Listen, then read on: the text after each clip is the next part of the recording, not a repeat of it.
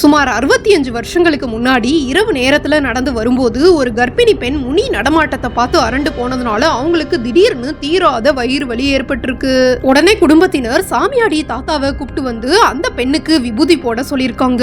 அந்த நேரத்துல சாமியாடி தாத்தா நான் போகும்போது குறுக்க போனதுனால அந்த பெண்ணோட குழந்தைய நான் எடுத்துக்கிற போறேன்னு ஆக்ரோஷமா சொல்லிருக்காங்க. அடுத்த நொடியே அரண்டு போன அந்த பெண், நான் தெரியாம வந்துட்டேன், என்ன மன்னிச்சுக்கோங்க, ஏன் வயித்துல இருக்க குழந்தை உயிரோட நல்லபடியா பிறந்துச்சுன்னா உங்க பேரை வைக்கிறேன்னு சொன்னோடே சாமியாடி தாத்தா சாந்தமாயிருக்காங்க. சில நாட்கள்லயே ஆண் குழந்தையும் நல்லபடியா பிறந்ததுனால முனியாண்டின்னு அந்த குழந்தைக்கு பேர் வச்சிருக்காங்க.